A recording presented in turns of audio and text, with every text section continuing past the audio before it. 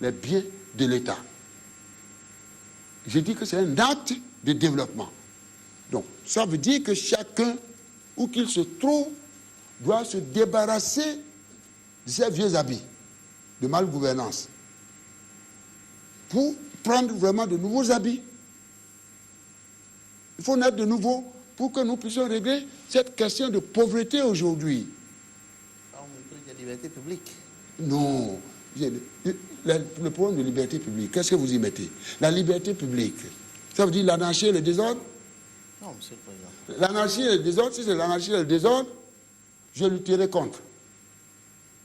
Si c'est l'anarchie et le désordre, je lutterai contre de par ma responsabilité. Parce que si l'État tombe... Alors, mon dernier mot peut-être, je n'en sais rien, si vous n'avez pas de choses, je vais vous dire une chose, monsieur, je suis convaincu d'une chose, Malik. Vous voyez, si vous tuez l'État, le pays tombe. Si l'État n'existe plus, nos pays tombent. Il faut que le président de la République soit conscient de ça. Si l'État tombe, le pays tombe. Nous devons reconstituer l'État. L'État est une institution. Elle doit être forte au même titre que le Parlement, au même titre que la Cour constitutionnelle, au même titre que la Cour suprême, etc. Nos institutions doivent être très fortes et être animées par des hommes de qualité. Moi, on m'a demandé les réformes politiques. J'ai parlé de la réforme de la Haute Cour de justice. Pourquoi on bloque ça? Pourquoi on bloque ça aujourd'hui? Elle est faite pour me juger. Il dit, on va mettre la cour des comptes. Tous les ans, en France, au Japon, un peu partout, vous avez des structures indépendantes. Tous les ans, qui examinent comment les finances publiques ont été gérées et rendent compte au peuple français, au peuple japonais, au peuple américain. Mais faisons tout pour intégrer cette cour-là dans le, comment dirais-je, la Constitution.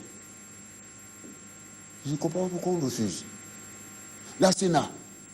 Vous savez, on met 3 mois pour installer le Sénat. J'ai donné l'exemple de ces Indiens. J'ai eu la chance, je suis allé une fois, je suis tombé à un moment où ils convoquaient le corps électoral. 980 millions d'âmes. C'est un monsieur, le président de la Sénat. Mais il décide, c'est fini. Il est indépendant. Il n'est pas politique, il est indépendant de l'exécutif. Les élections générales auront lieu tel jour, point. Et ce sont eux qui prennent les dispositions, tout. Et tout le monde se plie. Les fermiers votent de manière électronique, comme l'Inde est le centre informatique du monde. Les gens votent à 7 heures, déjà à 18 heures, les résultats tombent. Et personne ne bronche. Voilà ce que je souhaite pour mon pays. Mais comment on peut dire que moi, je ne veux pas partir? Et qu'est-ce que je vais en faire? Le jour où j'ai installé cette commission, Ono, Robert Dessous, etc., mon discours est là. Notre constitution a fait son temps. Il y a eu des mutations. Ça fait de 20 ans. Il faut qu'on l'adapte. Les grandes démocraties, les Américains, tous, la France réunit le Congrès pour examiner la Constitution. Donc il faut qu'on voit, pour moi, c'est comme si, à mon avis, à l'époque où c'était rédigé, ceux qui étaient exilés, ce sont ceux qui sont venus rédiger cette Constitution. Aujourd'hui, il y a certains problèmes qui se posent. L'accès à la terre, où quelqu'un est là, la terre est là, vous produisez pour donner à manger aux populations, vous ne pouvez pas.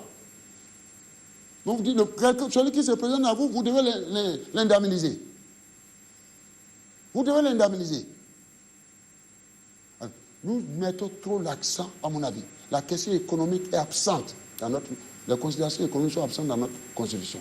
Les questions de gouvernance, la bonne gouvernance,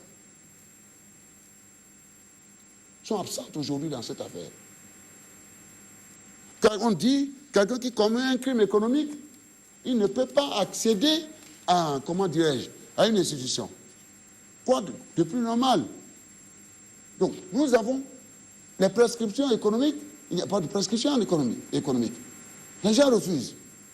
Donc, une fois qu'on fait ça, une fois qu'on accepte vraiment de revoir et qu'on met un débat, c'est quoi? Un débat vers la jeunesse, un débat vers les producteurs, un débat vers les populations, un débat vers les femmes, un débat national. Et qu'ensemble, nous puissions revoir, rechemiser, qu'on mette les questions économiques, les questions de décentralisation, par exemple. Vous pouvez comprendre pourquoi on n'a pas mis un chapitre relatif à la décentralisation.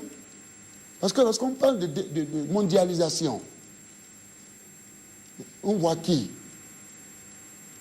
Pour parier aux effets néfastes de la mondialisation, il faut rapidement aller au développement à la base.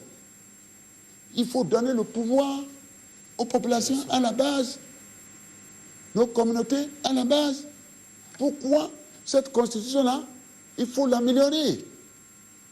Et je disais que